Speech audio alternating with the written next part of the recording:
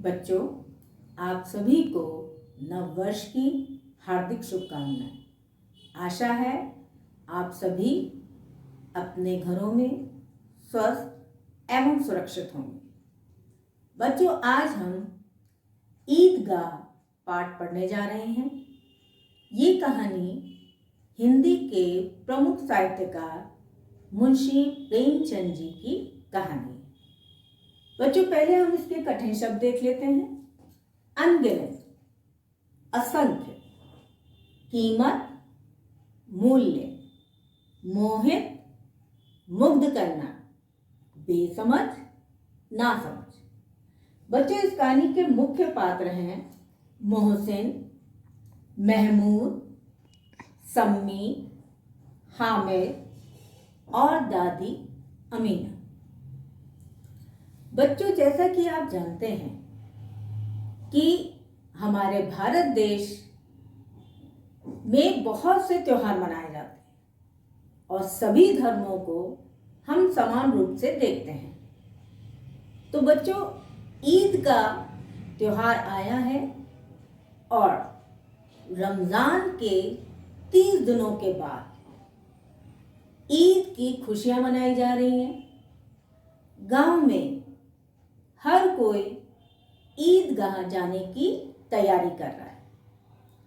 बच्चों, इस गांव में एक लड़का हामिद अपनी दादी अमीना के साथ रहता है। उसकी दादी बूढ़ी हैं और बहुत ही गरीब हैं। हामिद के पैरों में जूते नहीं हैं और उसकी टोपी भी पुरानी हो गई है।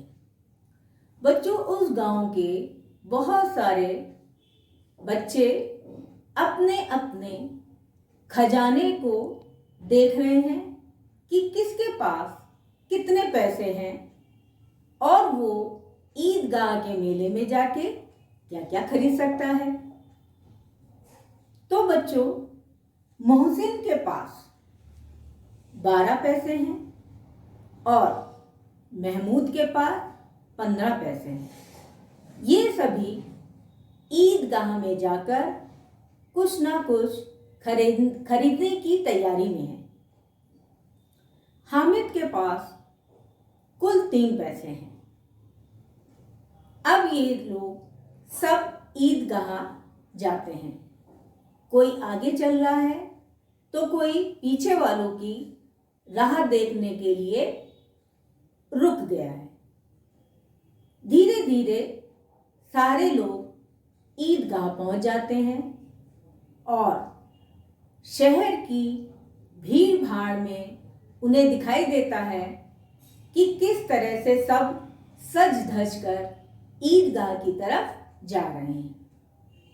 ईदगाह पहुंचकर सभी लोग नमाज पढ़ते हैं।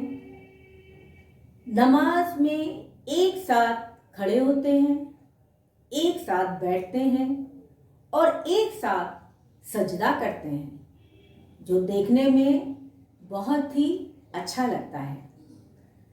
ईदगाह के मेले में जब बच्चे खिलौनों की दुकान पर पहुंचते हैं तो कोई भिश्ती खरीदता है, तो कोई सिपाही खरीदता है, कोई वकील खरीदता है, तो कोई खंजरी खरीदता है। हामिद ललचाई हुई नजरों से उन खिलौनों को देखता रहता है।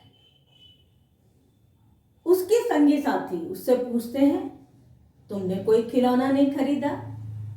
तो वो कहता है कि ये खिलौने तो मिट्टी के हैं, जमीन पर गिरते ही चकनाचूर हो जाएंगे। आगे बढ़ते हैं तो मिठाइयों की दुकान दिखाई देती है, जिस पे मनो मिठाइयाँ दिखाई दे रही हैं।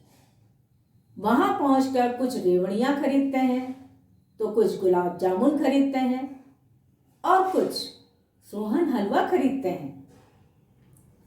हामिद से भी कहा जाता है कि तुम भी थोड़ी सी रेवड़ियाँ चखकर देखो। तो हामिद कहता है कि क्या मेरे पास पैसे नहीं हैं? वो ये बिल्कुल नहीं दिखाना चाहता है कि वो मिठाई खरीदना नहीं चाहता है या उसके पास कम पैसे हैं, वो तुरंत ये बताता है कि उसके पास भी पैसे हैं, वो चाहे तो खरीद सकता है।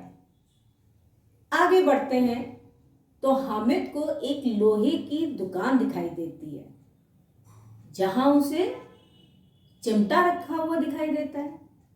तो उसे अचानक अपनी दादी की याद आती है जिनकी उंगलियां तवे से रोटी उतारते समय जल जाती हैं। उसे तुरंत ख्याल आता है कि क्यों ना मैं ये चिमटा ले लूं अपनी दादी के लिए, जिससे उनकी उंगलियां नहीं जलेंगी। फिर वो सोचता है कि चिमटा लेके जाऊंगा तो मेरी दादी कितना खुश हो जाएंगी। वो सारे गांव में सबको बताती घूमेंगी कि मेरा हामिद चिमटा लेकर आया है, कितना खुश होंगी, मुझे दुआएं देंगी। और माँ दादी के मन से निकली दुआएं जरूर अल्लाह के दरबार में पहुंचेंगी और सबसे पहले सुनी जाएंगी, क्योंकि ईश्वर के दरबार में जो दुआएं पहुंचती हैं उनको ईश्वर भी नहीं नकार पाता है। यही सोचकर उसने दुकानदार से जब चिमटे का मूल्य पूछा तो उसने उसका मूल्य 6 पैसे बतलाया। हामिद का मन तो बिल्कुल बैठ गया, क्योंकि उसके पास तो 3 पैसे थे। फिर दुकानदार ने देखा कि हामिद जो है वो मूल्य सुनते ही चल पड़ा, तो वो उसको बुलाकर कहता है कि चलो तुम्हारे पास कितना पैसा है, मैं उतने में ही तुम्हें दे देता हूं। वो बताता है मेरे पास 3 पैसे हैं, तो दुकानदार उसको 3 पैसों में वो चिमटा दे देता है। अब वो अपने संगी साथियों को कंधे के ऊपर रखकर ये बताने की कोशिश करता है कि उसका चिमटा जो है वो बंदूक बन गया। थोड़ी देर में वो उसको जमीन पर पटक कर दिखाता है क्या तुम लोग अपने इन खिलौनों को इस प्रकार से जमीन पर पटक सकते हो? पटकोगे तो तुम्हारे खिलौने की पसलियां टूट जाएंगी। वो जमीन पर चिमटे को पटक कर दिखाता है, जिसका कुछ नहीं बिगड़ता। क्यों? क्योंकि वो तो लोहे का है। अब वो अपने संगी साथियों के सामने अपने चिमटे की महत्ता प्रकट करता है। सभी संगी साथी उसके चिमटे को देखकर मोहित हो जाते हैं। सम्मी तो उससे कहते हैं कि क्यों ना ये चिमटा तुम मेरे खंजरी से बदल लो। लेकिन अब किसी भी बच्चे के पास अब पैसे नहीं बचे थे कि वो दोबारा जाकर चिमटा ले आते, ना ही उनके पास समय बचा था, क्योंकि उन सबको गांव लौटना था। हामिद जब अपने घर वापस आया तो दादी खुश होती हुई बाहर आई और आके देखती हैं कि हामिद के हाथ में लोहे का चिमटा है। क्रोध में आकर वो हामिद को उल्टा सीधा बोलने लगती हैं कि सुबह से कुछ नहीं खाया है और अपने लिए कुछ नहीं खरीदा, लाया क्या? लोहे का चिमटा। तो हामिद सहम जाता है और दादी को बताता है कि दादी, तवे से रोटियां उतारते समय तुम्हारी उंगलियां जल जाती हैं, जिसे देखकर मुझे बहुत दुख होता है। मैं तुम्हारे लिए ये चिमटा इसीलिए लाया हूं कि तुम रोटियां सेकते समय अपनी उंगलियां ना जलाओ और चिमटे से रोटी को पकड़ सको। अमीना दादी का क्रोध तो हवा हो गया और स्नेह से उनका मन गदगद हो गया। वो सोच भी नहीं पा रही थी कि ये बच्चा सुबह से दोपहर होने को आई है और इसने ना कुछ खाया है ना पिया है, और मेले में भी उसे अपनी दादी की याद बनी हुई है। तो बच्चों, ये कहानी आपको अच्छे से समझ में आई होगी। अब हम देखते हैं कि इस कहानी से हमें क्या शिक्षा मिली। इस कहानी से हमें प्रेम और त्याग की शिक्षा मिलती है। धन्यवाद।